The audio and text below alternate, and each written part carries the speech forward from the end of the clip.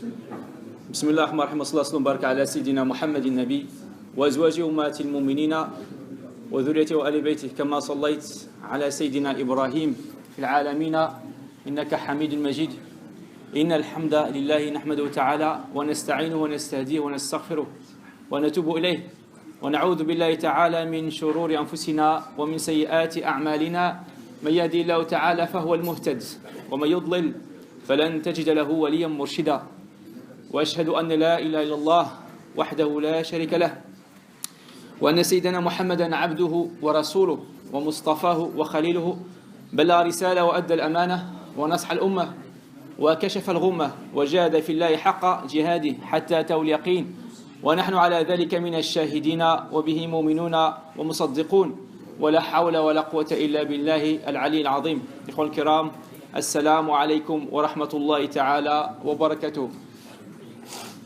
Inch'Allah Ta'ala, la suite des épisodes sur la vie de Mohammed, de Sayyidina Mohammed sallallahu alayhi wa sallam. Si vous vous rappelez, la semaine dernière, nous avons accompagné Mohammed sallallahu alayhi wa sallam pendant son trajet de migration. Et nous avons vu comment Mohammed sallallahu alayhi wa sallam a organisé sa migration. Et nous avons vu comment Quraysh, les Qurayshites, comment ils ont essayé de l'empêcher et comment ils l'ont suivi. Et nous avons vu comment Mohammed sallallahu alayhi wa sallam les a déviés en passant par le sud, alors que normalement le trajet de Médine c'était vers le nord. Donc il est parti vers le sud pour s'abriter à la montagne, à la grotte Thawr. Quraysh ne savait pas où il était Mohammed sallallahu alayhi wa sallam. Ils vont le chercher partout. Ils vont même dire celui qui nous ramène Mohammed sallallahu alayhi wa sallam, vivant ou mort.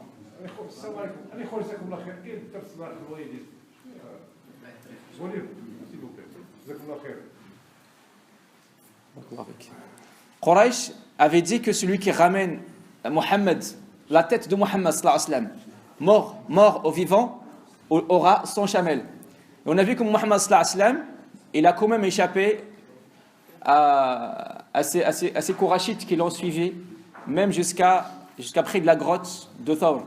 Nous avons vu également comment il avait fait avec Suraqa. Et nous avons parlé la semaine dernière de la promesse qu'il a donnée à Suraqa en lui disant ne dis à personne que tu m'as vu. Suraqa lui a dit j'étais promis d'avoir 100 chamels. Maintenant je ne vais plus parler de toi. Alors qu'est-ce que je vais avoir en contrepartie? Mohammed sallallahu alayhi wa sallam va lui dire je te promets les bracelets de Kisra.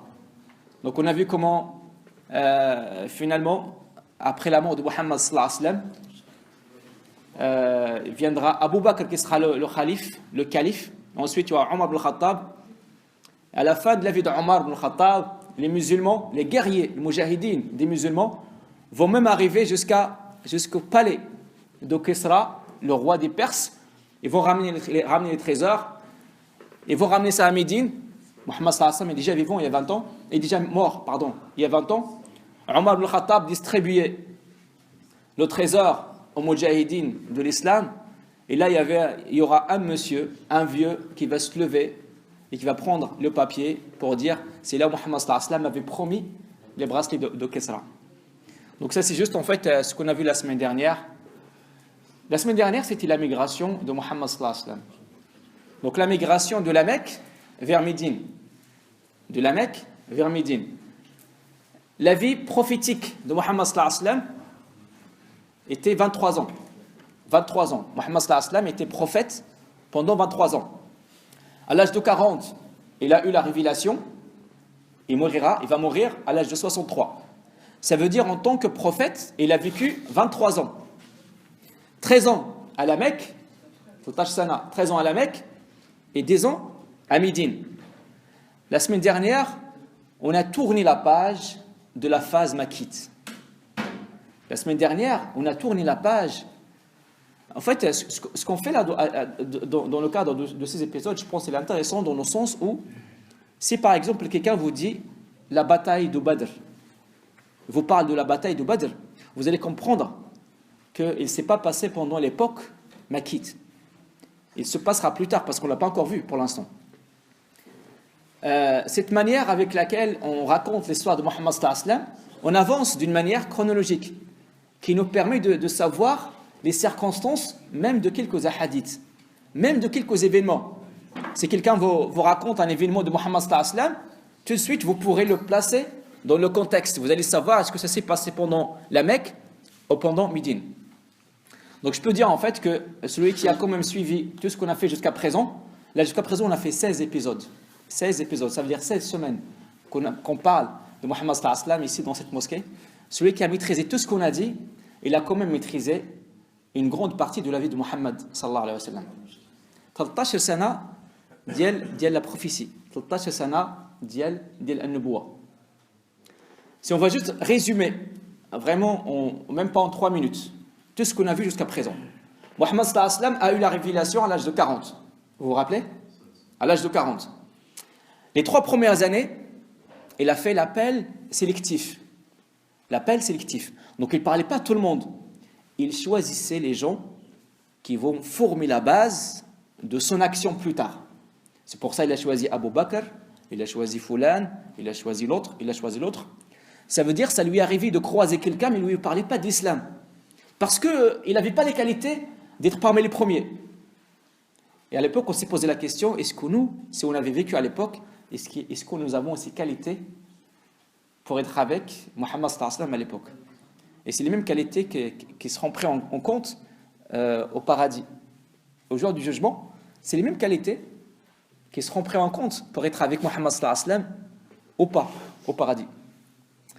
Donc les 3 premières années, c'était l'appel à Da'wa al-Intiqa'iyya, l'appel sélectif. Ensuite, Mohammed sallallahu alayhi wa sallam recevra l'ordre Wasda' bima tu'mar wa'rid 'anil mushrikin, annonce ce qu'on t'a ordonné et détourne-toi des associateurs. Et c'est là qu'il va décider de passer à l'appel public. Il va appeler tout le monde. Il va commencer par organiser un dîner familial, si vous vous rappelez. Il a organisé un premier repas familial, ça n'a pas marché. Un deuxième, et on a vu, là il a eu la protection de sa famille. Donc entre 3 et 6, donc c'est là où Mohammed sallallahu alayhi wa sallam va faire l'appel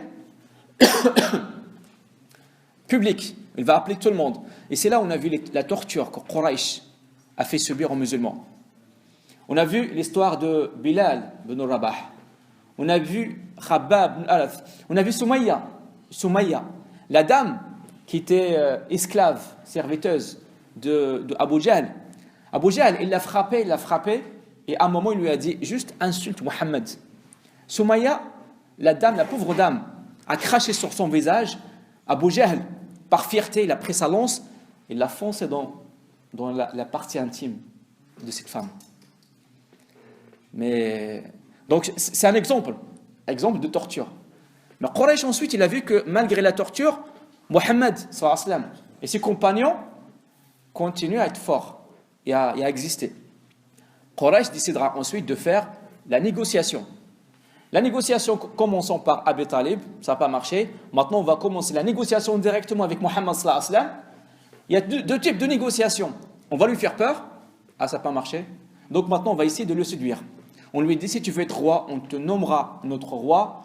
Si tu veux être souverain, tu seras notre chef. Si tu veux de l'argent, on va te ramasser, réunir, collecter l'argent de partout et tu seras le plus riche. Si tu veux la femme, on te trouvera la plus belle femme. Si tu veux ça, on te la donnera. Donc ça n'a pas marché. Ça c'est entre 6 et 9. Entre 3 et 6. De la vie prophétique. Ça veut dire de l'âge 43 de Mohammed sallallahu alayhi wa sallam jusqu'à l'âge 46 de Mohammed sallallahu alayhi wa sallam. Ensuite, Quraysh va voir que ça ne marche pas, que les négociations ne fonctionnent pas, la pression ne fonctionne pas, et vont décider de faire le blocus. Le blocus.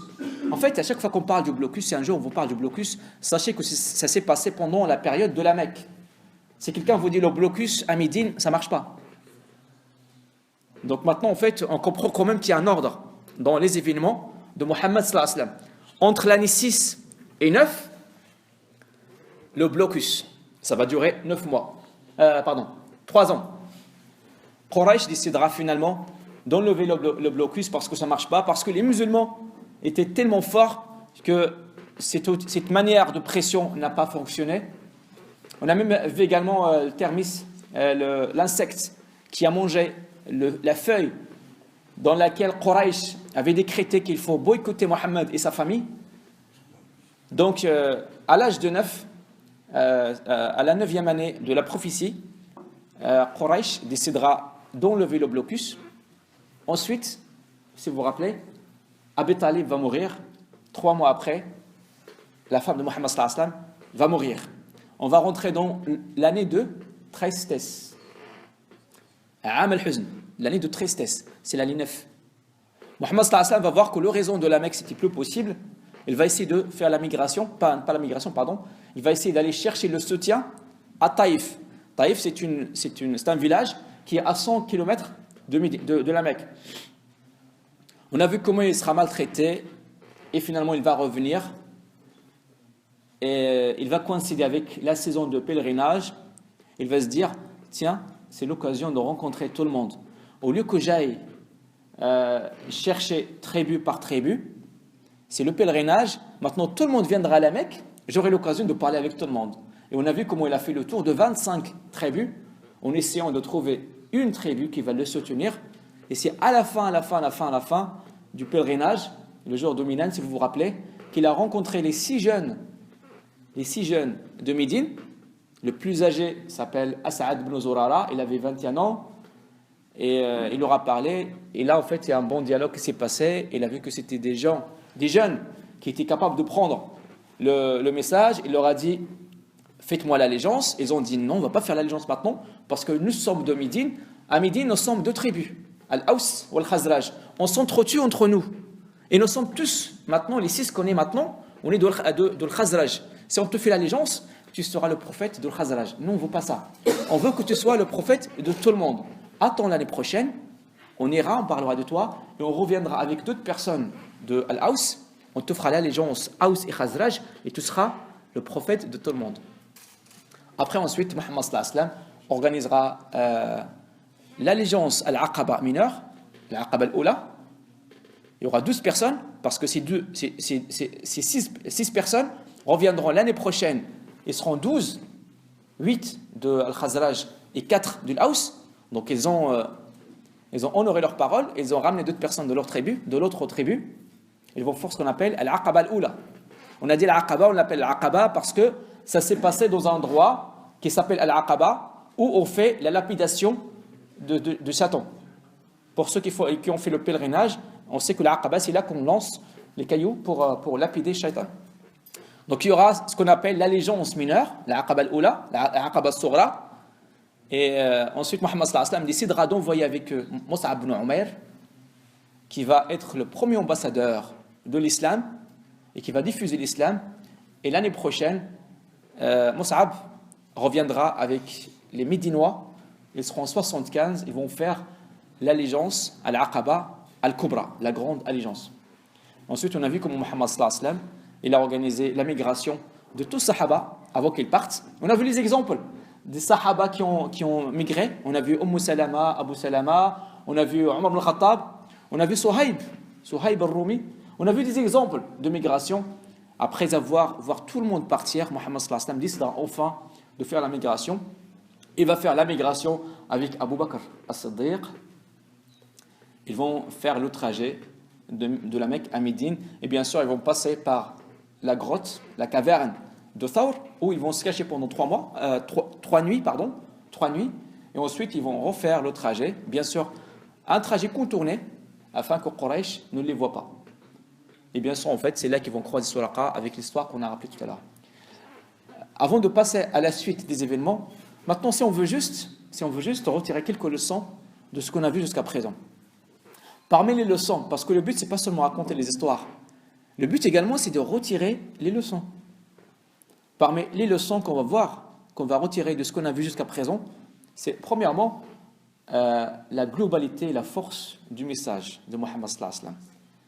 Le message de Mohammed sallallahu alayhi wa sallam, c'était pas seulement un message de prière et de jeûne. Le message de Mohammed sallallahu alayhi wa sallam, c'est un message plus global que ça. C'est un message qui vient pour libérer l'homme de l'esclavagisme. Bilal, après être musulman, après avoir été musulman, il était capable de dire non à son maître. Avant, ce n'était pas possible. Soumaïa, la pauvre femme, il a craché sur son maître. À l'époque de Mohammed sallallahu alayhi wa sallam, les gens enterraient les femmes, les filles. À chaque fois qu'il y avait quelqu'un qui a un enfant, une naissance, si c'est un homme, si c'est un garçon, on accepte. Si c'est une fille, on l'enterre. Il y a même des gens qui prenaient les femmes, ils les prenaient dans le désert, les femmes enceintes dans le désert, ils font un trou par terre, et ils attendent l'enfant. Si c'est un enfant, garçon, on est content, on le prend. Si c'est une fille, sans hésitation, on le prend, on le met dans le trou, on l'enterre avec du sable. Sans pitié. Mohammed sallallahu alayhi wa sallam est venu pour changer ses idées. Subhanallah, ce qui va se passer, c'est que 10 ans après la prophétie de Mohammed sallallahu alayhi wa sallam, Mohammed sallallahu alayhi wa sallam va dire à ses compagnons, celui qui aura man kana lahu thalat banat fayu'addibhunna wa yu'allimuhunna wa yukrimhunna dakhala al-jannah.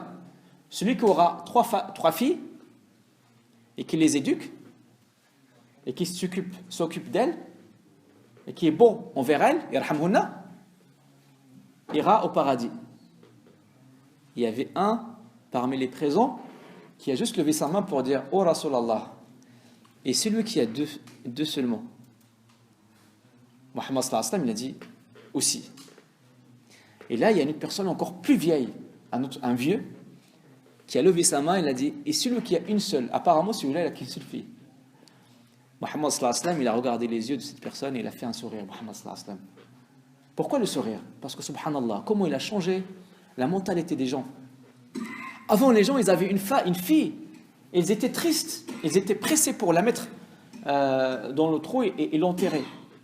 Le vieux qui a levé sa main pour savoir est-ce qu'avec une fille ça fonctionne, dans ses yeux, c'est comme s'il disait « S'il te plaît, Mohammed, dis que c'est possible aussi pour quelqu'un qui a une fille. » Lui, il a espéré avoir 3 filles. Mohammed sallallahu alayhi wa sallam, il a changé la mentalité des gens. Il a changé la mentalité des gens. Les gens sont trop tués entre eux. Mohammed sallallahu alayhi wa sallam, avec son message, il est venu pour leur dire qu'il y a quelque chose qui s'appelle la justice. C'est pas parce que tu es fort que tu as droit de primer le plus faible. Donc c'est un message global. Un message global, et les musulmans, ils l'ont pris avec un engagement fort. On a vu comment Abu Bakr as-Siddiq, il a dit qu'il était prêt à mourir pour que Mohammed sallallahu alayhi wa sallam reste vivant. On a vu comment Mohammed sallallahu alayhi wa sallam, il dépensait tout, l'effort, l'argent, le temps pour honorer les responsabilités de ce message. Donc, parmi les leçons, c'est ça. Autre leçon qu'on peut constater de ce qu'on a vu jusqu'à présent, regardez en fait comment il y a eu une cohabitation des musulmans avec les non-musulmans. Jusqu'à présent, les musulmans, ils ont tous été à la Mecque. Ils ont été tous à la Mecque, ils ont tous partagé une vie avec les autres Mécois qui n'étaient pas musulmans. Mais Mohammed sallallahu alayhi wa sallam, à chaque fois qu'on le cherchait, il était devant Al-Kaaba. Al-Kaaba, c'est un symbole, bien sûr, un symbole religieux, mais ça symbolise également le centre-ville. À chaque fois qu'on cherche Mohammed sallallahu alayhi wa sallam, il était au milieu des gens, il était intégré. Donc, on n'a jamais vu quelqu'un qui a insulté les gens, on n'a jamais vu un musulman qui a insulté les non-musulmans parce qu'ils n'étaient pas musulmans. On a vu qu'ils avaient une bonté envers ces gens, un comportement exemplaire. Et justement, c'est parce qu'ils avaient le comportement exemplaire, c'est pour ça qu'ils étaient très très respectueux, les musulmans. Et c'est pour ça qu'il y a eu beaucoup de personnes qui se sont converties et qui les ont suivis.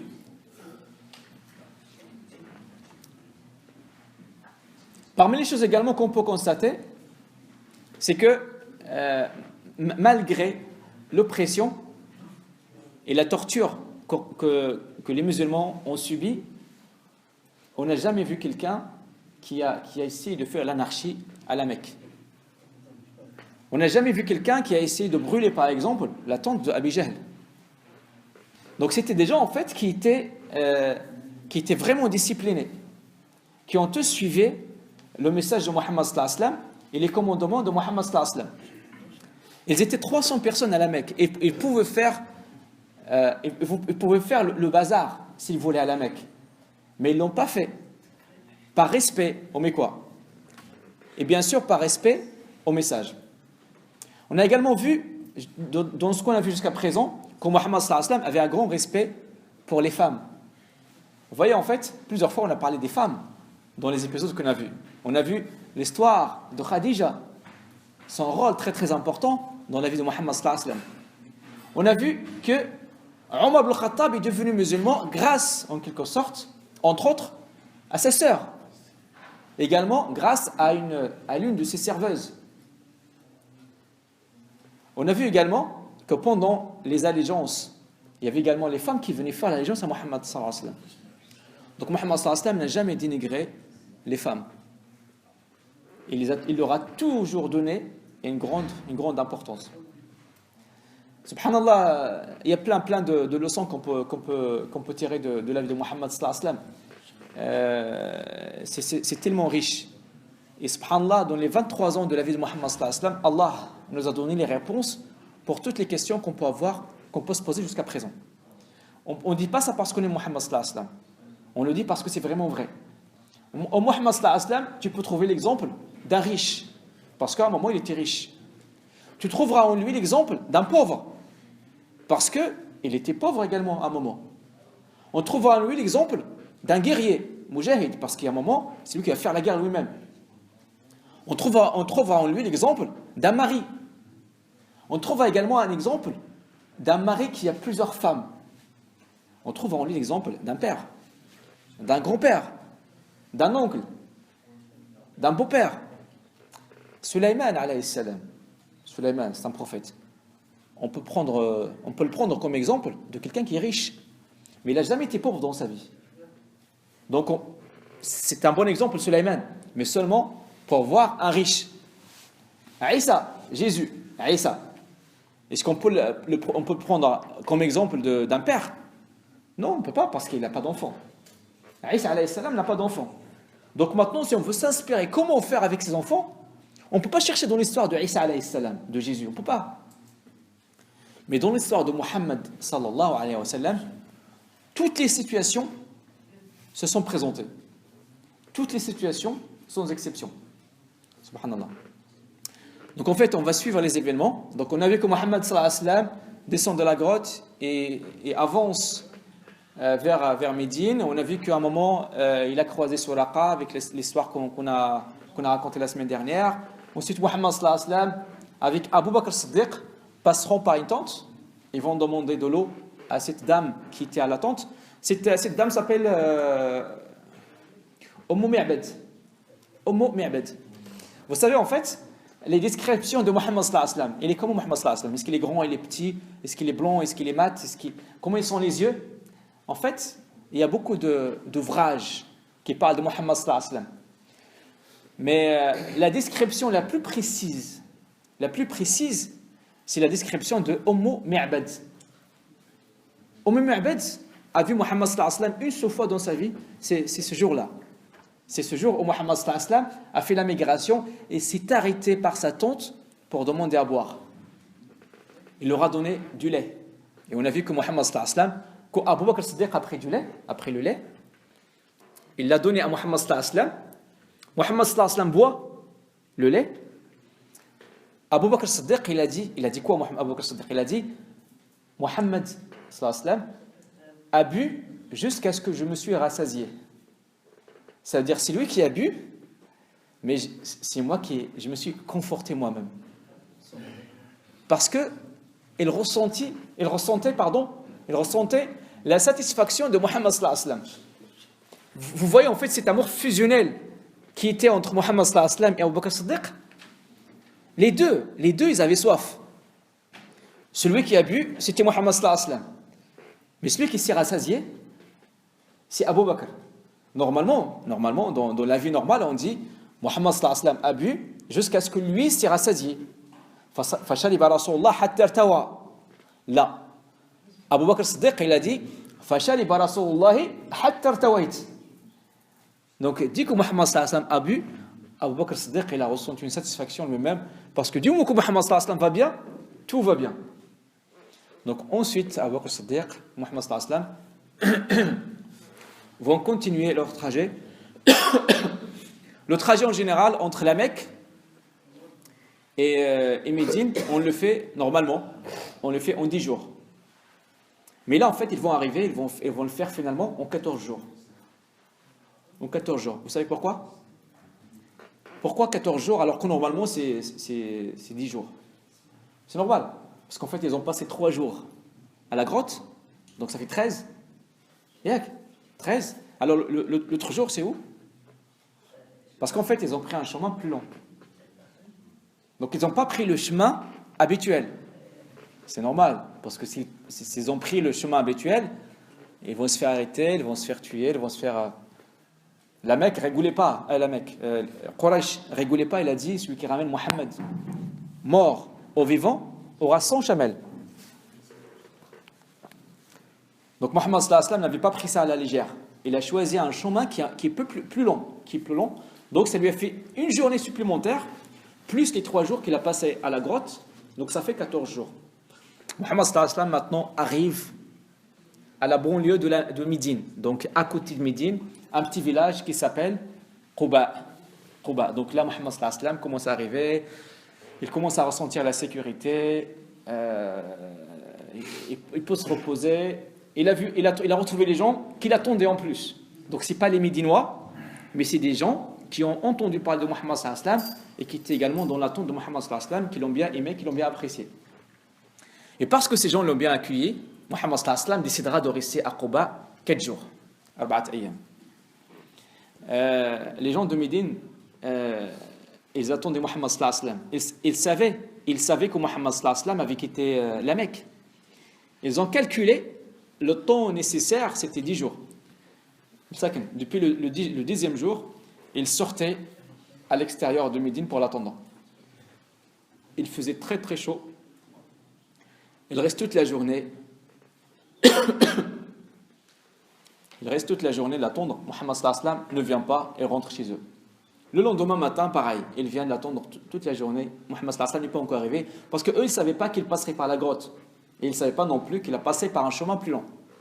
Donc ils vont l'attendre. Et en plus de ça, Mohammed sallallahu alayhi wa sallam arrive à Quba, il va encore décider de rester 4 jours en plus. Donc plus des 4 jours qu'ils ont attendus, ils vont encore attendre 4 jours.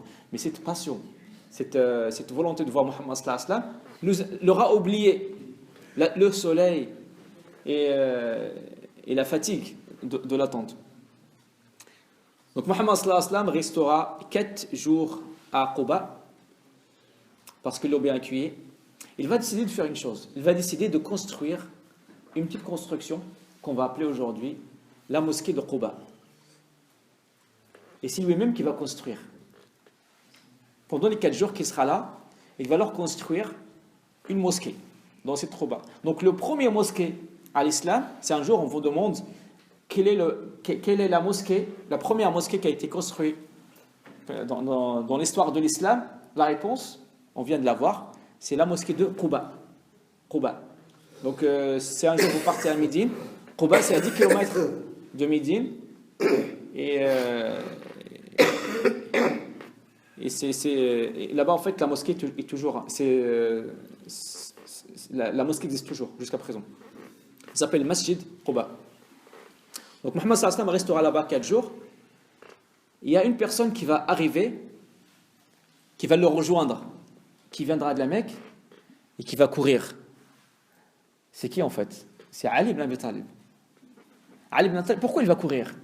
Parce qu'il s'inquiète pour Mohammed sallallahu alayhi wa sallam. Ali ibn Abi Talib a dormi dans le lit de Mohammed sallallahu alayhi wa sallam, si vous vous rappelez, on a parlé de ça la semaine dernière, pour dissiper un peu l'attention de Quraysh, et que Quraysh croit que Mohammed sallallahu alayhi wa sallam était encore dans son lit. Donc maintenant, Ali, en plus Mohammed sallallahu alayhi wa sallam a dit à Ali de rendre les dépôts au propriétaire. Il ne me rejoint pas tant que tu n'as pas rendu les dépôts à leur propriétaire. Ali ibn Abi Talib a rendu tous les dépôts et il courira dans le désert sans monture. Raïjéré. Ça veut dire en fait, plus tard lorsqu'il va rencontrer Mohammed sallallahu alayhi wa sallam, ses pieds seront rouges, blessés. L'état de fatigue sur Ali ibn Abi Talib lorsqu'il a vu Muhammad sallallahu alayhi wa sallam, il a eu pitié, il a eu la peine pour lui, donc il l'a pris dans ses bras. Donc Ali ibn Abi Talib a rejoint Muhammad sallallahu alayhi wa sallam et Abu Bakr as-Siddiq. Ils vont rester là-bas, comme j'ai dit, 4 jours avant de continuer le trajet vers Médine. Mais donc les Médinois attendent donc Muhammad sallallahu alayhi wa sallam, un homme qui s'appelle Az-Zubair ibn al-Awwam. Az-Zubair ibn al-Awwam, on a parlé de lui la semaine dernière, c'est le mari de Asma bint Abu Bakr. Vous vous rappelez Asma bint Abu Bakr qui montait la montagne pour ramener la nourriture à Muhammad sallallahu alayhi wa sallam, était enceinte de 7 mois. Son mari s'appelle Az-Zubair ibn al-Awwam. Az-Zubair ibn al-Awwam. Donc Az-Zubair ibn al-Awwam, il cherchait en fait un prétexte pour aller voir Muhammad sallallahu alayhi wa sallam. Il avait hâte de le voir, il lui manquait.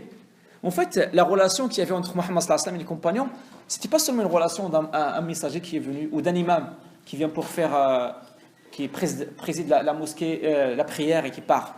Il y avait une relation d'amour et d'accompagnement. Il y avait une affinité entre les Sahaba qui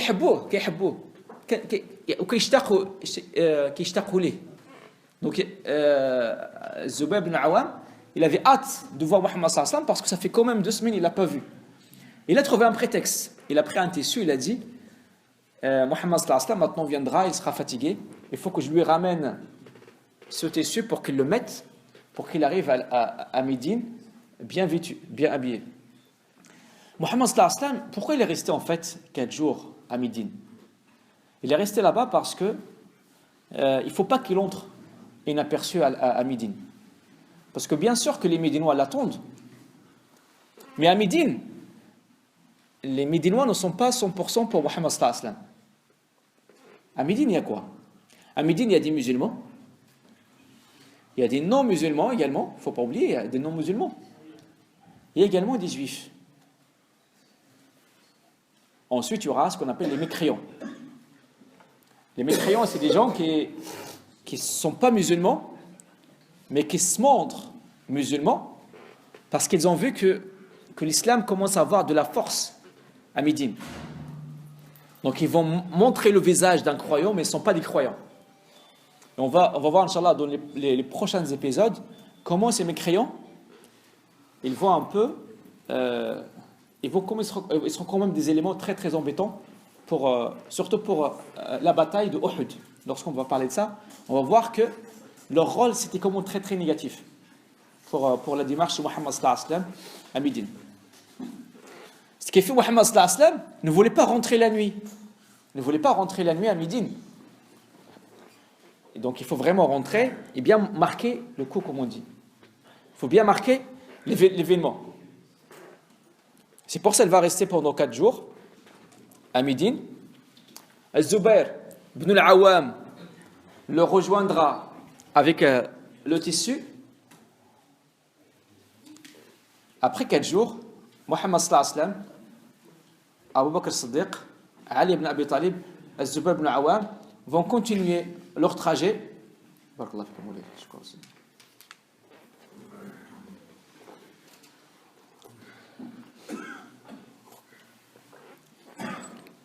Vont continuer leur trajet en direction de Médine. On a dit que les Médinois, chaque matin, ils sortaient pour l'attendre. Et le premier jour ne vient pas, le deuxième jour ne vient pas. Ils ne savaient pas en fait qu'il restait encore 4 jours à Médine, à Quba. Le jour où Muhammad sallallahu alayhi wa sallam viendra, c'est un vendredi. Il arrivera à Médine à vendredi, mais il arrivera à Quba lundi. Donc après 4 jours. Donc le vendredi matin, les Médinois vont encore sortir et attendre Muhammad sallallahu alayhi wa sallam. Et ils ont vu qu'il n'est pas venu, donc ils vont rentrer chez eux. Subhanallah, il y avait un juif qui était sur son palmier. Et il a vu 4 personnes arriver de loin. Les 4 personnes, c'est qui finalement? Mohammed, Abu Bakr as-Siddiq, Ali et Zubair. Et là, il commence à créer pour dire Ayyuha al-Arab, laqad ja'a jaddakum alladhi tantadirun. Jad, ça veut dire votre chance. Il a dit oh les Arabes, parce que lui c'est un juif, oh les Arabes, votre chance que vous attendez est arrivée. Et là, tous les gens de Médine ont entendu ça, et donc tout le monde commence à sortir pour aller recevoir Mohammed sallallahu alayhi wa sallam. Tout le monde sort, tout le monde sort, tout le monde sort. Tout le monde court en direction de la voie.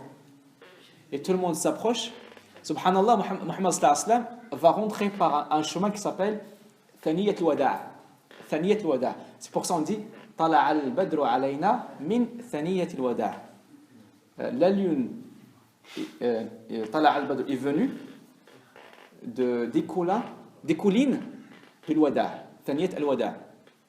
Tala al-Badru alayna. Et c'est ce qui montre en fait que ces paroles, Tala al-Badru alayna min Thaniyat al-Wada', c'est ce qui montre en fait c'était des paroles qui ont été inventées sur le champ. C'était pas quelque chose qui a été préparé auparavant. Parce qu'eux, ils ne savaient pas par où venait Mohammed sallallahu alayhi wa sallam. Mohammed sallallahu alayhi wa sallam, Jalhum, il passait par Thaniyat al-Wada'. Tala al-Badru alayna min Thaniyat al-Wada'. Donc le premier qui l'a vu, il a dit Tala al-Badru alayna min Thaniyat al-Wada'. L'autre, ah oui, Thaniyat al-Wada'. Donc tout le monde commence à se dire. Et en plus, les gens commencent à venir. Et donc tout le monde commence à Tala al-Badru alayna min Thaniyat al-Wada'. Wajaba al-shukru alayna. Donc, et c'est là que cette chanson a été constituée. C'est vraiment quelque chose de très très spontané. طلع البدر علينا من ثنية الوداع وجب الشكر علينا طلع البدر علينا من ثنية الوداع وجب الشكر علينا ما دعا إلى داع أيها المبعوث فينا على كل حال. Je la connais pas par cœur. Je vais la traduire en même temps en français. Donc en fait, lorsque Mohammed sallallahu alayhi wa sallam arrive, d'une manière spontanée, tout le monde commence à dire Tala al-Badru alayna de cette manière, et c'est devenu une chanson. Subhanallah. Donc Mohammed sallallahu alayhi wa sallam a été reçu par une chanson. Mohammed sallallahu alayhi wa sallam a été reçu par une chanson. Alors pourquoi il y a des gens qui nous disent que les chansons sont haram? Pourquoi alors? Pourquoi Mohammed sallallahu alayhi wa sallam n'aura pas dit arrêtez, ça c'est haram? Donc Mohammed sallallahu alayhi wa sallam a bien validé qu'on peut chanter. Bien sûr, tant que les paroles sont propres. Mais non, il y a des gens qui disent non, jamais chanter parce que chanter ça se fait pas, c'est shaitan. Non. L'art, le fan, l'art, c'est quelque chose que l'islam avait validé. La preuve, on est là. Ils l'ont pas reçu avec le Coran Karim. Déjà à Médine, tous les musulmans, ils sont déjà à Médine. Omar, déjà, il est déjà à Médine. Uthman, il est déjà à Médine. Tous les musulmans, ils étaient tous à Médine. Ils n'ont pas reçu Mohammed sallallahu alayhi wa sallam par al-Fatiha. Ils l'ont reçu avec une chanson. Mohammed sallallahu alayhi wa sallam n'aura pas dit stop, c'est haram. Ça veut dire en fait qu'aujourd'hui, il y a des gens qui essaient de nous faire croire des choses qui ne sont même pas dans l'islam. Ces gens-là qui sèment un peu la terreur partout, nous font croire que leur islam, l'islam qu'on suit, c'est l'islam de Mohammed sallallahu alayhi wa sallam. C'est pas l'islam qui vient de trop part qu'on ne connaît pas. Là, c'est la preuve que Mohammed sallallahu alayhi wa sallam a validé la chanson. Tala al-Badru alayna. C'est pas du Coran. C'est un chanson ou un nashid? C'est pareil. Nashid, chanson, c'est la même chose.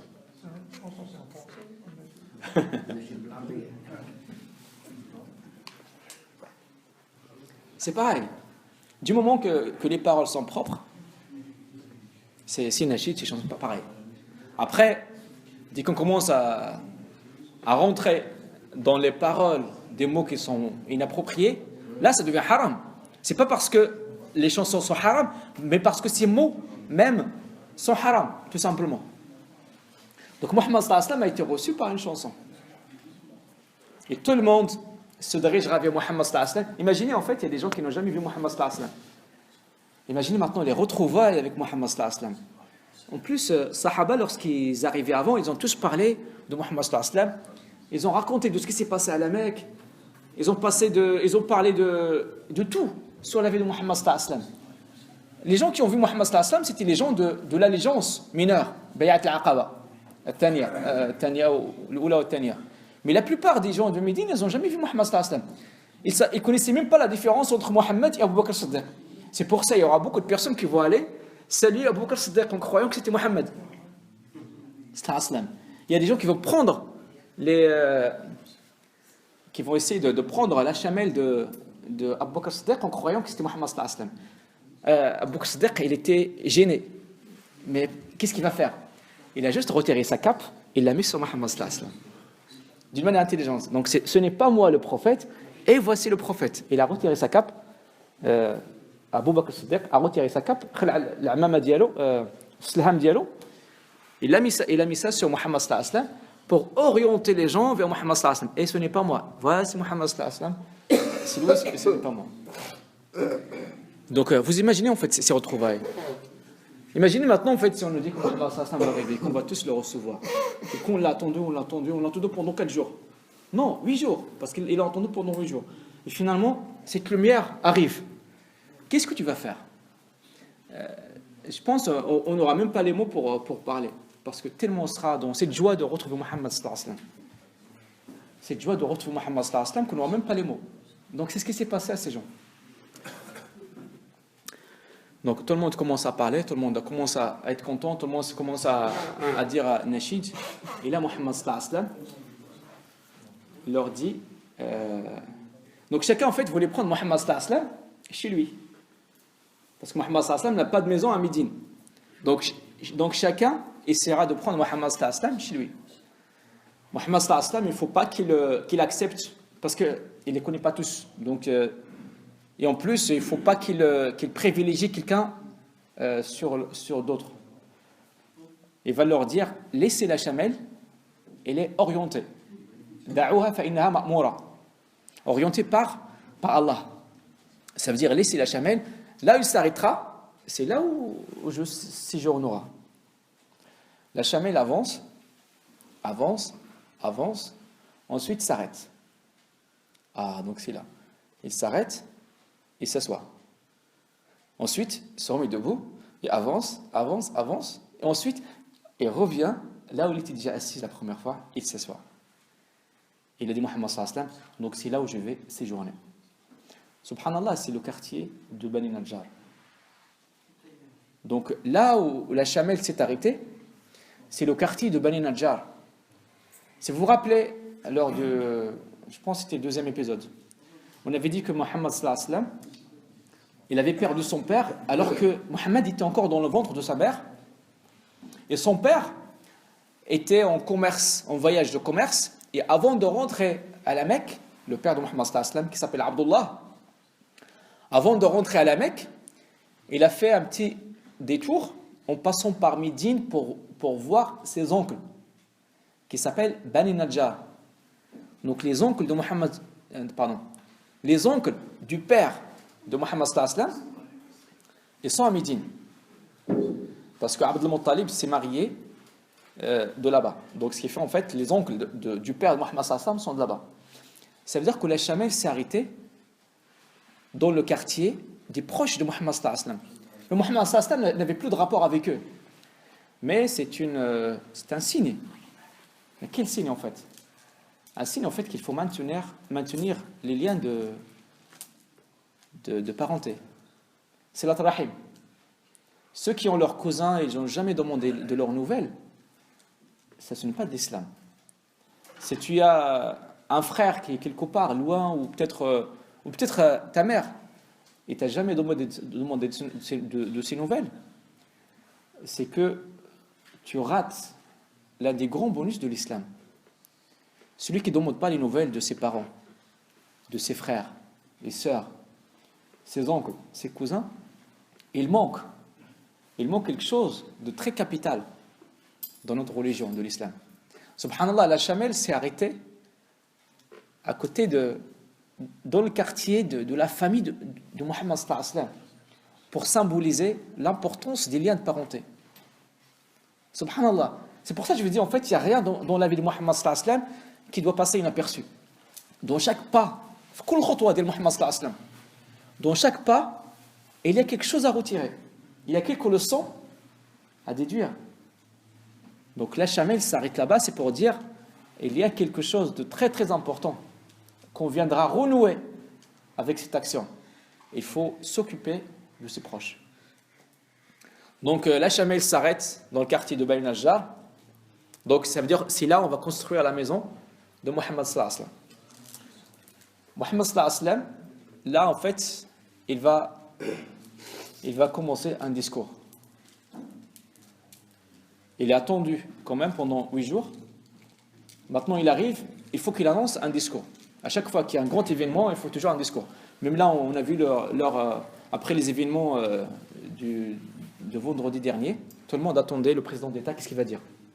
Donc à chaque fois qu'il y a un grand événement, on attend toujours le chef, qu'est-ce qu'il va dire. Donc Mohammed sallallahu alayhi wa sallam maintenant arrive à Médine, il va annoncer un discours. Mais ça sera quoi? Ça sera un discours quoi? Un discours politique? Parce que lui, il sera maintenant le chef. Ce sera un discours religieux, parce que c'est un prophète. Ça sera un discours réformiste, parce qu'on a dit que le message de Mohammed sallallahu alayhi wa sallam est venu pour réformer l'humanité.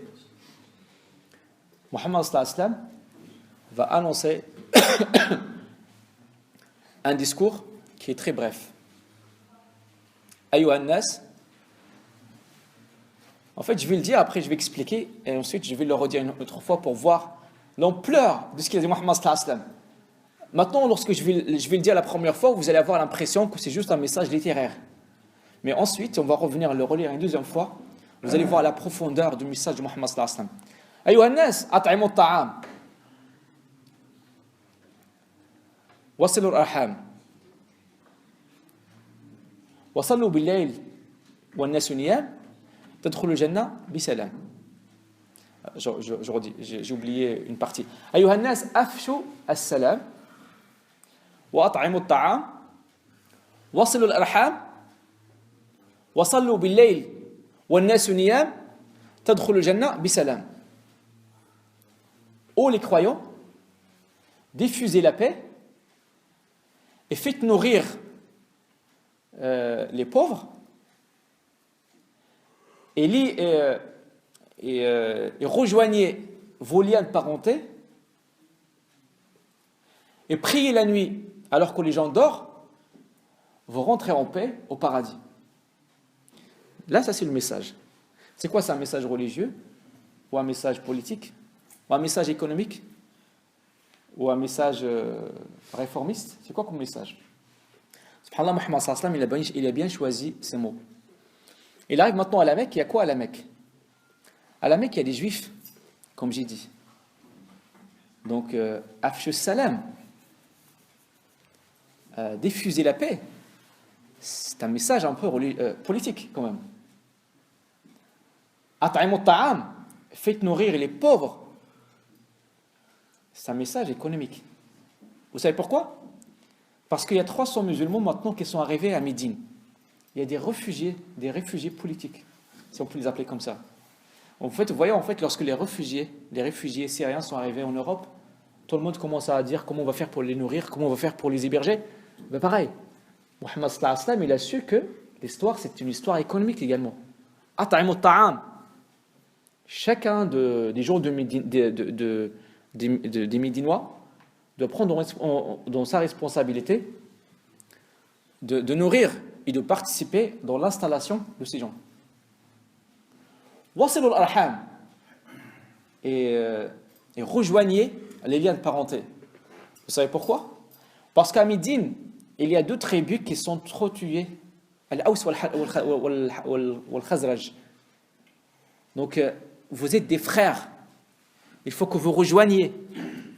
Il faut que vous rejoigniez vos liens de parenté. Il faut que vous deveniez frères. Wasallu bil-layl wan-nasu niyam, et priez la nuit alors que les gens dorment. Là, c'est le message religieux, parce que afin de faire tout ça, il faut une énergie spirituelle. Est-ce que toi, tu seras frère avec ton ennemi si tu n'as pas cette énergie spirituelle? Non, tu ne peux pas. Tu peux peut-être. Mais plus tu as de la spiritualité, plus tu pardonneras. N'est-ce pas? Est-ce que tu es capable de prendre en charge ton frère pendant 4 ans? Peut-être tu peux le faire pendant 3 mois. Mais afin de le faire pendant 4 ans, il te faut une spiritualité quand même élaborée. C'est pour ça Mohammed sallallahu alayhi wa sallam, il a dit Ayyuhan nas, afshu salam wa at'imu at-ta'am wasilu al-arham wa sallu bil-layl wan-nasu niyam tadkhulu al-jannah bi salam.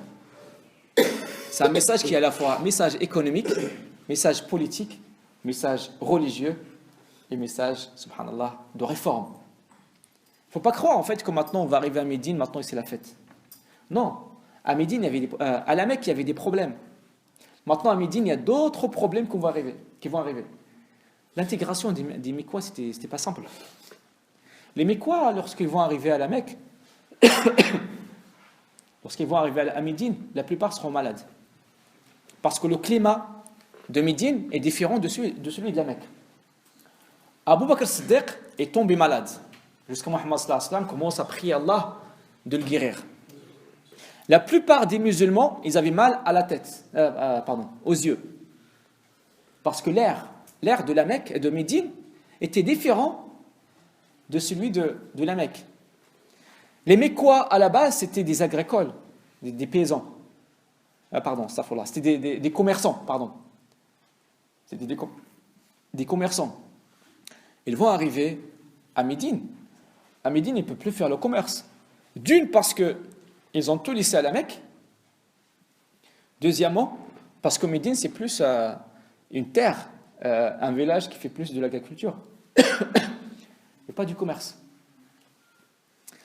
Les Juifs également qui étaient à Médine, ils étaient un peu jaloux quand même des musulmans. Parce que les Juifs à Médine, ils avaient une place considérable, parce qu'eux, ils croyaient en Allah, en Dieu.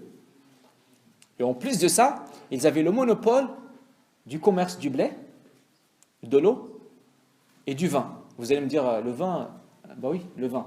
Parce qu'à l'époque, le vin n'était pas encore interdit. Parce que le vin, l'alcool, n'était pas interdit dès le premier jour de l'islam. C'est après l'arrivée de Muhammad sallallahu alayhi wa sallam à Médine, 4 ans après, que le vin sera interdit. Mais avant, il n'était pas interdit. Ça veut dire en fait il y avait des musulmans qui buvaient de l'alcool. Et Muhammad sallallahu alayhi wa sallam ne leur a pas dit non, parce que ce n'était pas interdit. Mais bien sûr, il y avait des musulmans qui n'avaient même pas besoin qu'on leur dise, parce qu'ils ont compris que l'alcool, ça joue avec l'esprit de la tête, avec la tête, avec l'esprit de l'homme. Et ça dénigre un peu la personnalité de l'homme. Donc ils ont même arrêté de boire avant même que ça soit interdit par l'islam. Tout ça pour vous dire que l'arrivée à Médine, c'est pour une autre page. Mais une autre page qui avait d'autres problèmes. Qui a d'autres problèmes. Alors en fait, au moment où Muhammad sallallahu alayhi wa sallam faisait ce message, Ayyuhan nas, afshu salam, wa at'imu at-ta'am, wa sallu al-arham, wa sallu bil-layl, wa an-nasu niyam tadkhulu al-jannah bi-salam. Au moment où il était en train de faire ce discours, il y avait un compagnon des résidents de Médine qui était malin. Il a fait quoi? Au moment où Muhammad sallallahu alayhi wa sallam parlait, lui il a pris le bagage de Muhammad sallallahu alayhi wa sallam et l'a mis dans sa maison. Muhammad sallallahu alayhi wa sallam a terminé ce discours, il cherche ses affaires, elles sont où? Son compagnon lui a dit, il est chez moi ya Rasulallah, ton bagage il est chez moi. C'est une astuce en fait pour prendre Muhammad sallallahu alayhi wa sallam chez lui à la maison. Ce sahabi s'appelle Abu Zayd al-Ansari. Abu Zayd al-Ansari. Je ne sais pas s'il y a quelqu'un qui a déjà été en Turquie. La mosquée bleue. La mosquée bleue, c'est là où il y a la tombe. La tombe de Abu Ayyub al-Ansari. Donc au moment où Muhammad sallallahu alayhi wa sallam faisait le discours, Abu Ayyub al-Ansari, le malin, il a pris le bagage de Muhammad sallallahu alayhi wa sallam en cachette, il l'a mis dans sa maison et il revient, n'est vu ni connu. Muhammad sallallahu alayhi wa sallam, à la fin, il a dit, il est où mon bagage? Il a dit, il est avec moi. Et tout le monde commence à dire à Muhammad sallallahu alayhi wa sallam, venez avec nous, venez avec nous. Muhammad sallallahu alayhi wa sallam a dit, ah non, chacun suivra ses affaires et moi je suivrai mes affaires. Ça veut dire, je vais être chez Abu Ayyub al-Ansari. C'est comme s'il lui dit, bravo, ce que tu as fait, c'est bien. Tu as pris l'initiative. Parce que Muhammad sallallahu alayhi wa sallam a toujours encouragé les initiatives. Muhammad sallallahu alayhi wa sallam a toujours encouragé les initiatives. Donc Muhammad sallallahu alayhi wa sallam ira à la maison de Abu Ayyub al-Ansari. À la maison de Abu Ayyub al-Ansari, il y aura sa femme, Ayyub al-Ansari, sa femme et lui. Donc ils n'ont pas d'enfants, à ce que je sache. Et la maison se composait de 2 étages. Il y a le rez-de-chaussée et ensuite il y a le premier étage. Dès le début, Abu Ayyub al-Ansari, on va dire le couple, Abu Ayyub al-Ansari, Ils vont dire au prophète sallallahu alayhi wa sallam, tu seras à l'étage. Parce que on supporte pas, on peut pas accepter de marcher sur un plancher et ta tête est en bas. C'est une question de respect. On ne peut pas être au-dessus de toi. On ne peut pas. Mohammed sallallahu alayhi wa sallam leur a dit non. Moi, si je me mets en haut, à l'étage, normalement, je dois recevoir beaucoup de monde. Donc, à chaque fois que les gens viendront, je ne vais pas à chaque fois vous embêter. Laissez-moi m'installer en bas. Ah, donc là, il a trouvé quand même. Donc, ils ont accepté. Donc, tout le monde est content. Mohammed sallallahu alayhi wa sallam s'installera au rez-de-chaussée de la maison. Un jour, le matin, Umm Ayyub al-Ansari s'est réveillé. En marchant, sans faire exprès, il a juste fait verser un verre. Et le verre, en fait, il s'est versé. Il y avait des fissures dans le plancher. Et ça commence à goûter sur Muhammad sallallahu alayhi wa sallam. Ils n'avaient pas, en fait, ce n'étaient pas des riches. Finalement, c'était des gens qui étaient très simples. Ils avaient une couverture. Avec la couverture, ils ont essayé d'essuyer un peu le plancher pour que l'eau ne coule pas et que ça rentre pas, en fait, dans la chambre de Muhammad sallallahu alayhi wa sallam.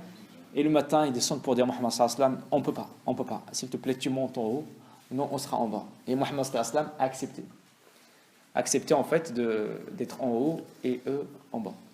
Subhanallah, Abu Ayyub al-Ansari, il a eu ce privilège d'héberger Muhammad sallallahu alayhi wa sallam pendant un mois, shahr. Imagine, toi tu as la chance d'héberger Muhammad sallallahu alayhi wa sallam pendant un mois, shahr. Muhammad sallallahu alayhi wa sallam est chez toi. Mais attention, il n'est pas chez toi, c'est tout. Il est chez toi, mais tu dois également être à la hauteur. Il faut être à la hauteur. Ça ne se fait pas qu'il se réveille et toi tu dors encore. Tu ne peux pas dire je ne vais pas à la mosquée. Non, il faut vraiment être à la hauteur. Je ne sais pas ce que tu fais dans ta maison. Je ne sais pas qu'est-ce qui est sur les murs.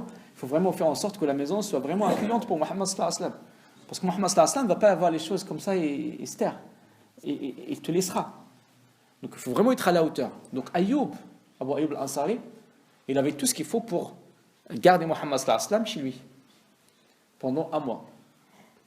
Abu Ayyub al-Ansari, il raconte, il dit que à chaque fois qu'on avait de la nourriture, on préparait et on le donnait à Muhammad sallallahu alayhi wa sallam. Des fois on l'invite, des fois on l'invite pas, on voit seulement. Parce qu'en fait on ne veut pas l'envahir. Parce que si à chaque fois on l'invite, nous ça nous fait plaisir qu'il mange toujours avec nous. Mais on ne veut pas lui faire la pression. Ça se trouve, il veut rester tout seul. Ça se trouve, il veut voir d'autres mondes. Mais quelle que soit la situation, à chaque fois qu'on fait quelque chose, soit on l'invite, soit on lui envoie. Et quand on lui envoie la nourriture, à chaque fois qu'il mange, on reprend le plat. Et moi et ma femme, Abu Ayyub et Ayyub, on se précipite pour manger sur les traces de ce qu'il a mangé. En essayant d'avoir al-baraka, la bénédiction. Une fois, ils ont fait la nourriture et l'ont envoyé à Muhammad sallallahu alayhi wa sallam. Ils ont attendu et à la fin, Muhammad sallallahu alayhi wa sallam leur a rendu le plat. Il n'était pas, c'est comme s'il n'avait pas mangé. Et là, Abu Ayyub commence à se poser la question. Muhammad sallallahu alayhi wa sallam n'a pas mangé mon plat, qu'est-ce qui se passe? Qu'est-ce que j'ai mal fait? Et il ira voir Muhammad sallallahu alayhi wa sallam pour lui dire, Ya Rasulallah, qu'est-ce qui s'est passé? T'as pas aimé notre nourriture? Muhammad sallallahu alayhi wa sallam lui a dit, il y a de l'ail. Il y a de l'ail dans la nourriture. Abu Ayyub lui a dit, c'est haram l'ail? Il a dit, non, c'est pas haram. Mais moi je suis quelqu'un qui médite, et qui parle avec Allah, et qui reçoit l'ange. Et j'ai pas envie de parler et de recevoir l'ange en ayant l'ail, l'odeur de l'ail dans la bouche. Subhanallah, il y a un hadith qui dit, Innal malaika tata'adha mimma yata'adha minhu ibn Adam. Les anges n'aiment pas les choses que même les hommes n'aiment pas. Ça veut dire, en fait, si toi, tu as l'ail dans ta bouche, c'est clair que moi, je ne supporterai pas de parler avec toi, parce que nous, les hommes, les êtres humains, on n'aime pas l'ail. Peut-être on aime le manger pour ceux qui le mangent, mais son odeur, quand même, c'est quelque chose qui nous fait fuir. Alors, tout ce qui nous fait fuir, ça fait également fuir les anges. C'est pour subhanallah al-adim, ceux qui fument, subhanallah, c'est comme si ils disent non aux anges. tu fumes dans ta chambre. C'est comme si tu décides d'expulser les anges de ta chambre. Ou alors ceux qui viennent à la mosquée avec leurs chaussettes. Bien sûr, les chaussettes, pourquoi pas. Mais les chaussettes qui ne sont pas proches, qui sont pas propres. Ou alors ceux qui ne brossent pas leurs dents. Il y a des gens, en fait, 4 jours, ils n'ont jamais brossé leurs dents. Moi quand même. Il y a comme les dentifrices, il y a les brosses à dents. Il y a tout aujourd'hui. Le Nabi sallallahu alayhi wa sallam, il ne voulait pas manger de l'ail parce qu'il ne voulait pas avoir quelque chose qui fait fuir les anges. Donc nous, pareil, on s'inspirera de cela, de Muhammad sallallahu alayhi wa sallam. Donc Muhammad sallallahu alayhi wa sallam, avec la situation qu'on a expliquée tout à l'heure, une ville qui n'est pas simple, dans laquelle maintenant il y a des musulmans locaux, des Médinois. Il y a également des réfugiés qui sont arrivés. 3 sont réfugiés, donc il faut maintenant les héberger, il faut leur trouver des solutions. On a également, comme j'ai dit, il y a des juifs qui ne sont pas forcément contents de l'arrivée de Muhammad sallallahu alayhi wa sallam. Il y aura également une personne qui s'appelle Abdullah ibn Ubay ibn Salul. C'est un mécréant. Parce que lui, en fait, quand il rencontre Muhammad sallallahu alayhi wa sallam, il dit Ya Rasulallah, et donc il commence à parler, à dire du bien sur Muhammad sallallahu alayhi wa sallam. Et dès qu'il se cache, ou il tourne du virage, il dit à ses amis, il leur dit, vous savez, ça fait un peu mal ce qu'il va dire. Il dira à ses amis, vous savez, celui qui fait du bien à Mohammed, c'est comme quelqu'un qui donne à nourrir à son chien pour qu'il grandisse et qu'il le mange. Subhanallah. En fait, c'est un peu violent ce qu'il a dit sur Muhammad sallallahu alayhi wa sallam, mais ça montre quand même qu'il y a des gens qui se montrent musulmans, mais c'est des mécréants. Les mécréants, ils n'avaient pas à la Mecque. À la Mecque, c'est pas les mécréants, munafiqin. C'est quoi munafiqin en français? Les hypocrites, pardon, barakallahu fik. Astaghfirullah. Donc c'est ce que je vous dis en fait. Les hypocrites, il n'y en avait pas à la Mecque. À la Mecque, il y avait des mécréants. C'est quoi la différence entre un mécréant et un hypocrite? Un mécréant, il te dit, moi je ne crois pas en Allah, point. Il te dit, tu n'es pas Rasulullah, point. Salam. L'hypocrite, il te dit, non, je crois en Allah, et Mohammed c'est un prophète. Quand il est avec les musulmans. Et dès qu'il quitte les musulmans, il parle avec ses copains, il montre son vrai visage. C'est un mécréant. Donc Abdullah ibn Ubay ibn Salul, c'était l'un des grands hypocrites de Médine. Et vous savez, en fait, Médine, en fait, allait devenir un royaume. À la tête de ce royaume, le roi aurait été Abdullah ibn Ubay ibn Salul. Et les Médinois, ils avaient même préparé le trône pour cette personne. Mais lorsque Muhammad sallallahu alayhi wa sallam a décidé de venir à la Mecque, ils l'ont oublié. Donc vous imaginez la haine de cette personne, Abdullah ibn Ubay ibn Salul. Donc celui qui va former sa clique d'hypocrites à Médine. Donc à Médine, la vie n'est pas simple. Donc comme je viens de dire, il y a des musulmans qu'il faut intégrer, il faut leur trouver des logements, il faut leur trouver du travail, il faut leur trouver également du travail. Il faut leur trouver un moyen d'intégration, il faut qu'ils s'intègrent. La culture des Mécois, ce n'est pas la même que les gens de Médine. Donc il faut faire cette intégration. Le travail des Mécois, ce n'est pas le même maintenant qu'on a à Médine. Donc il faut changer toutes les habitudes. Il y avait des gens qui ont laissé leurs femmes à la Mecque. Donc maintenant ils sont célibataires, elles ont besoin de se marier. Donc il faut les marier. Il y a des personnes qui avaient une certaine noblesse à la Mecque. Maintenant, ils arrivent à Médine et ils sont normaux comme tout le monde. Et la santé également, comme j'ai dit, beaucoup de compagnons auront mal aux yeux. Ils auront mal aux yeux. Même si Abu Bakr Siddiq, il sera malade, jusqu'à Muhammad sallallahu alayhi wa sallam demandera à Allah que Allah Ta'ala guérisse Abu Bakr Siddiq. Les Mécois, ce sont des gens qui sont très très attachés à leur terre. Ils sont très très attachés à leur terre. Une fois, un groupe de Mécois, de Sahaba Mécois, ils étaient assis et Bilal était en train de dire des paroles sur la Mecque. Mohammed sallallahu alayhi wa sallam lui a dit, Bilal, s'il te plaît, arrête. Laisse les blessures se remettre. Quelles blessures? Les blessures d'avoir quitté son pays. Donc il ne faut pas croire que la migration, c'est un événement qui est très, très simple. Donc cela reste également un point que Mohammed sallallahu alayhi wa sallam doit gérer, l'intégration de ces gens. Également, il faut également qu'il sache comment faire avec ces juifs qui ont le monopole du commerce. Il faut également savoir comment se comporter avec les hypocrites, une nouvelle couche sociale qui vient d'apparaître qu'on ne connaissait pas auparavant. Mohammed sallallahu alayhi wa sallam, il va commencer de mettre un peu d'humour dans le séjour des Mécois. Une fois il marchera, il croisera Sohaib. Sohaib, vous vous rappelez de Sohaib? Sohaib, en fait, celui qui était riche et qui avait des chameaux, des chamelles, et que Quraysh lui ont dit, tu laisses tout, tu pars tout seul. Vous vous rappelez, on a parlé de ça il y a 2 semaines. Sohaib, il a mal à l'œil droit. Parce que les changements climatiques ont fait que maintenant il tombe malade. Mohammed sallallahu alayhi wa sallam le croise, et Sohaib, il avait dans sa main, il avait les dates. Mohammed sallallahu alayhi wa sallam voulait lui faire une blague. Parce que des fois, quand il y a la tristesse, il faut qu'on lance des blagues, des petites vannes, pour rendre les choses plus conviviales quand même. Mohammed sallallahu alayhi wa sallam, il faut qu'il gère le changement. Il a dit à Sohaib, Sohaib, t'as mal à l'œil droit, et tu manges les dates? C'est juste pour le taquiner. Sohaib lui a dit, oui, prophète Allah, mais je mange avec le côté gauche. C'est juste un peu pour le taquiner. Et subhanallah, une autre fois, Mohammed sallallahu alayhi wa sallam, il était avec Ali ibn Abi Talib, et il mangeait les dates.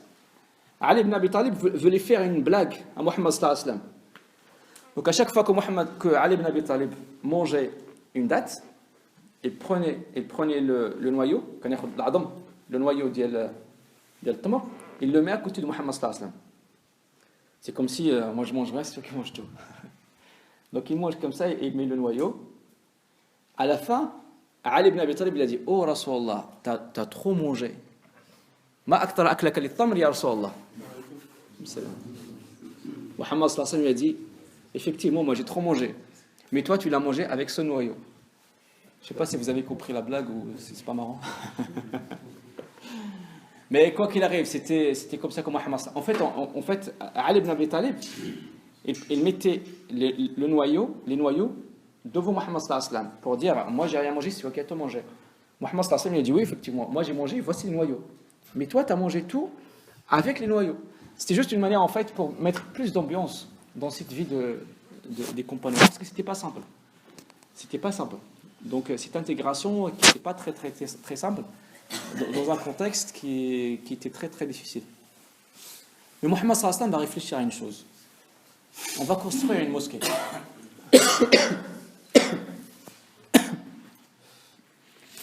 En fait, la mosquée, dans l'islam, la mosquée a un rôle, c'est pas seulement un rôle de prière. La mosquée, c'est un peu comme le parlement, c'est l'école, c'est là où on apprend. À la Mecque, il y avait Dar Nadwa, si vous vous rappelez. C'est là où les notables de Quraysh se réunissaient pour décider qu'est-ce qu'ils vont faire. Donc Mohammed sallallahu alayhi wa sallam décidera également d'avoir ce rôle pour la mosquée. Donc il va dire, on va construire une mosquée. Celui qui a beaucoup travaillé, c'est Mohammed sallallahu alayhi wa sallam. Lui-même, à l'âge de... Il a quel âge aujourd'hui, Mohammed sallallahu alayhi wa sallam? 53 ans. 53 ans. Salam. Sahaba, ils ont dit, on a vu son corps rempli de poussière, de turab.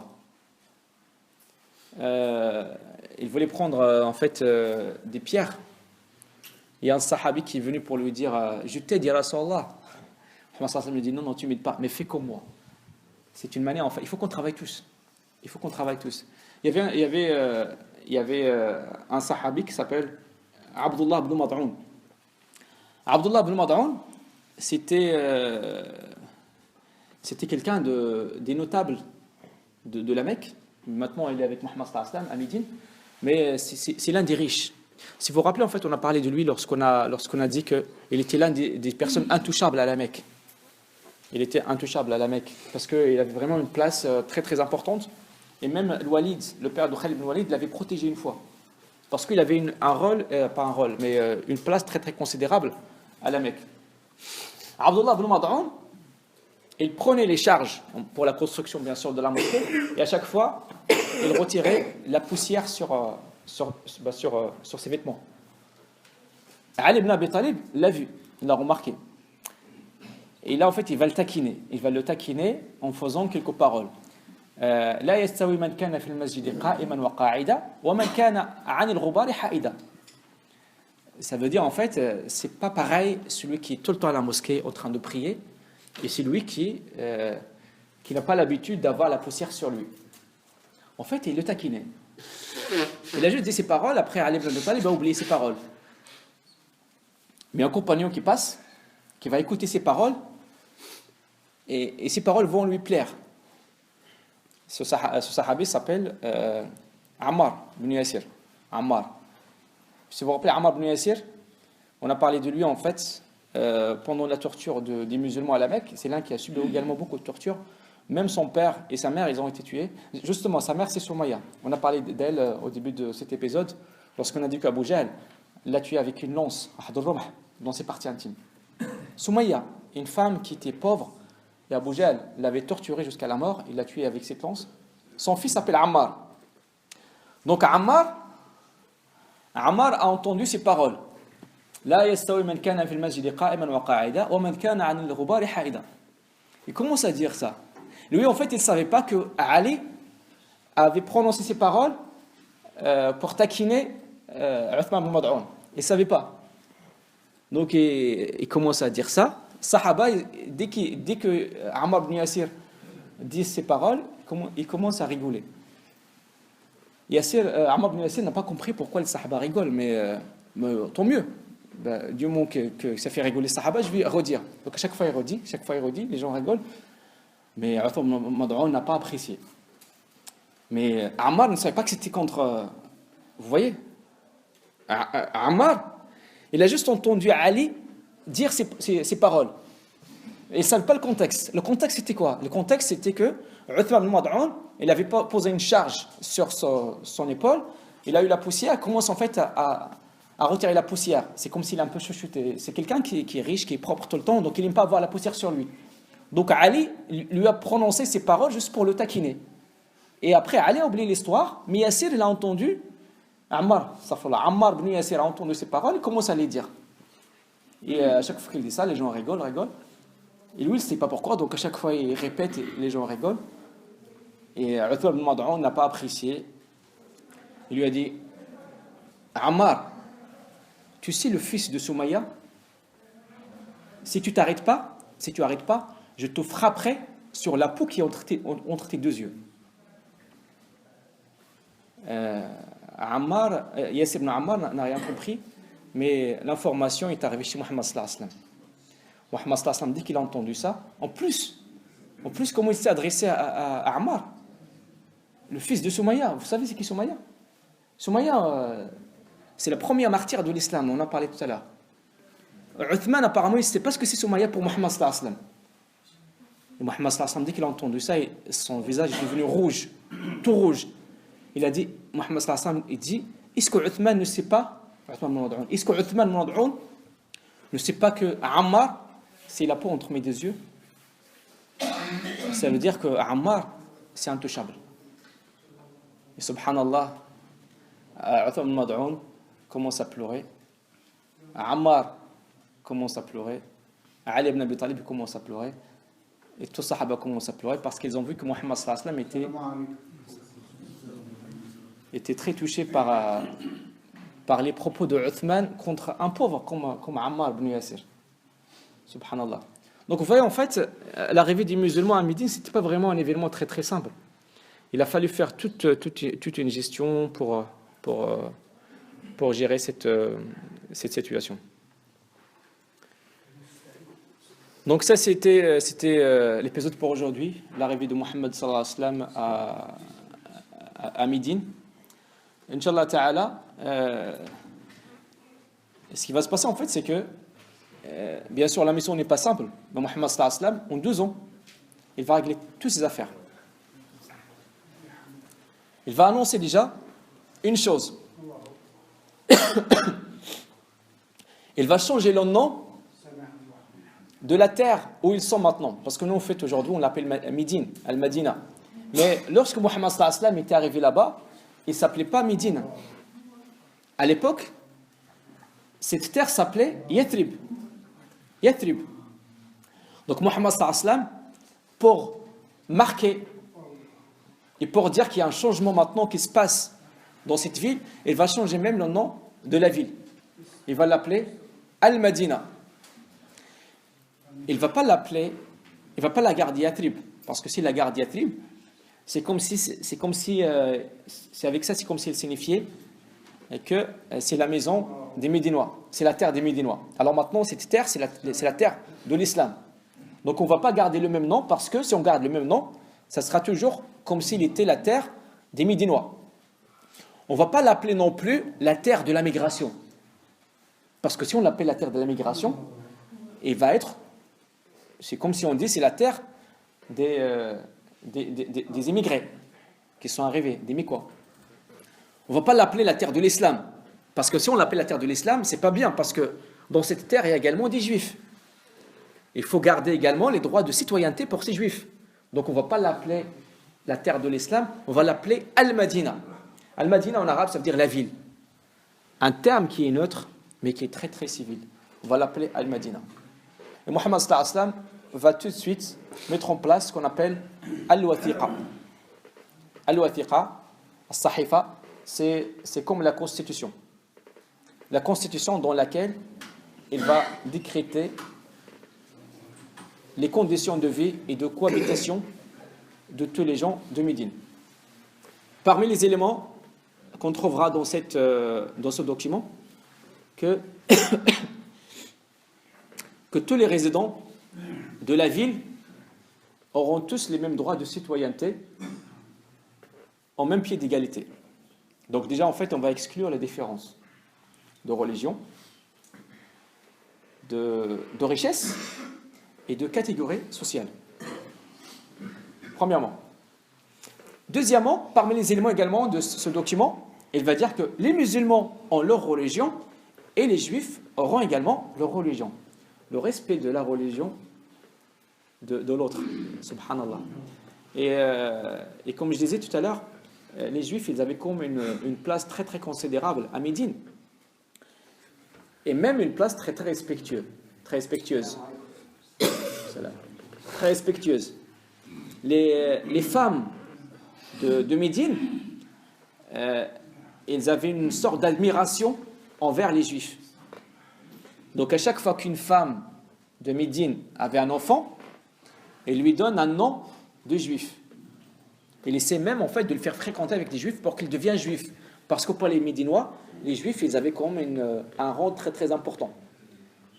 Ces enfants maintenant sont grands. Et Mohammed sallallahu alayhi wa sallam est arrivé.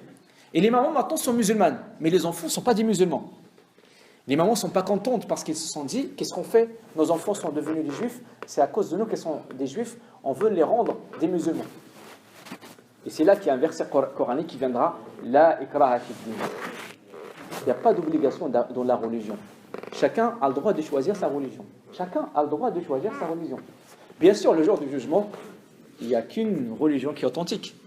Mais aujourd'hui, tu n'as pas le droit d'obliger qui que ce soit pour être musulman. Tu as le droit de lui transmettre le message de l'islam, effectivement. Mais tu n'as pas le droit de le tuer s'il n'est pas musulman. Et tu n'as pas le droit non plus de l'obliger ou de faire du chantage, ou de le prendre comme otage, ou de faire n'importe quelle pression sur la personne pour qu'il devienne musulman. C'est pour ça que Mohammed sallallahu alayhi wa sallam leur a dit, vous les laissez. Maintenant nous sommes ici, ils voient l'islam. Ils voient comment nous sommes. Ils ont la possibilité de faire la comparaison entre l'islam et autre chose. Ils auront la possibilité de choisir. La ikraha fi din. La ikraha fi din. Donc Mohammed sallallahu alayhi wa sallam mettra comme en place cette ville. Donc c'est vraiment un État. C'est un État de l'islam, une terre de l'islam qui se crée. Et avec tous les enjeux que j'ai cités jusqu'à présent, il va essayer de stabiliser les choses en 2 ans. En 2 ans. De l'autre côté, ça veut dire 500 km, Quraysh, ils sont encore là, les Qurayshites. Médine, il est dans le péninsule arabe.